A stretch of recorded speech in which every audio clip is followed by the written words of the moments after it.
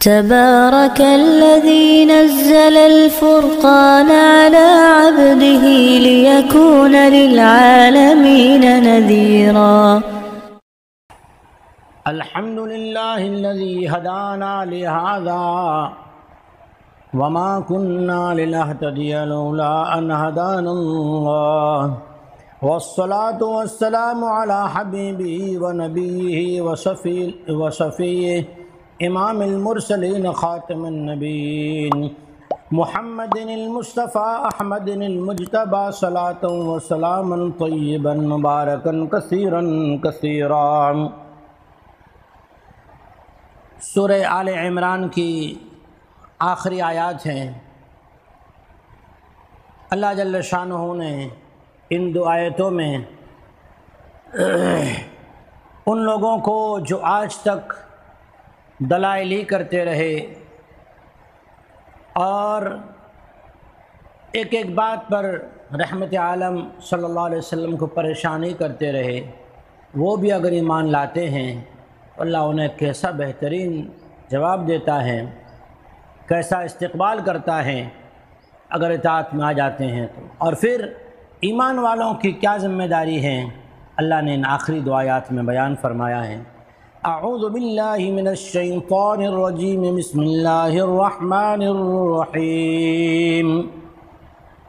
وَإِنَّ مِنْ أَهْلِ الْكِتَابِ لَمَنْ يُؤْمِنُ بِاللَّهِ وَمَا أُنزِلَ إِلَيْكُمْ وَمَا أُنزِلَ إِلَيْهِمْ خَاشِعِينَ لِلَّهِ لَا يَشْتَرُونَ بِآيَاتِ اللَّهِ ثَمَنًا قَلِيلًا أُولَئِكَ لَهُمْ أَجْرُهُمْ عِنْدَ رَبِّهِمْ إِنَّ اللَّهَ سَرِيعُ الْحِسَابِ.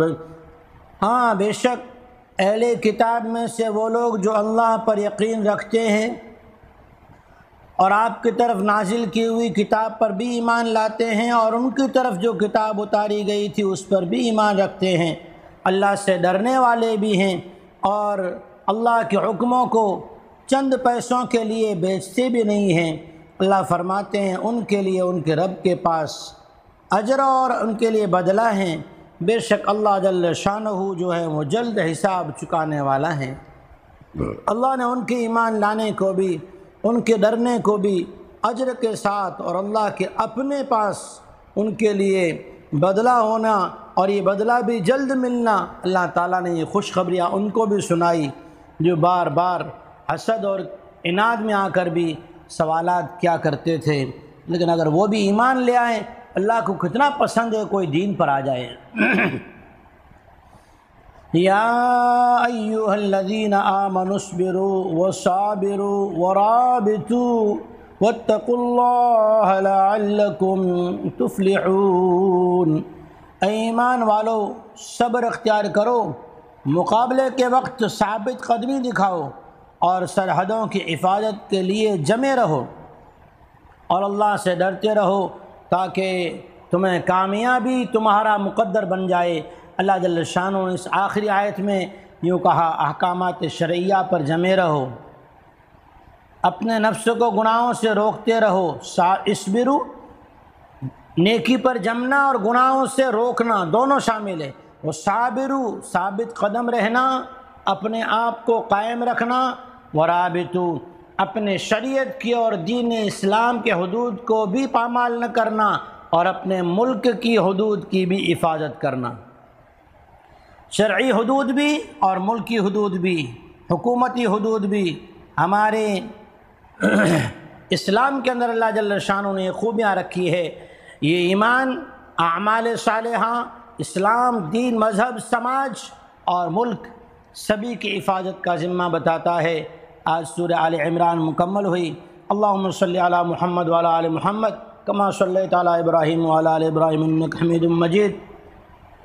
اللہ جل شانہ کی بارگاہ میں آپ تمام حضرات کے لیے میری دعا ہے اللہ جل شانہ آپ کے تمام تمنائیں پوری فرما کر آپ کے اولادوں کو علم نافع عطا فرمائے، عمل صالح کی ہم سب کو توفیق عطا فرمائے، حلال کمائی عطا فرمائے، قرآن مجید کی اطاعت و فرما برداری اور اسے سمعاً و طاعاً سننا اور ماننے والا جذبہ رکھتے ہوئے سننے کی توفیق عطا فرمائے.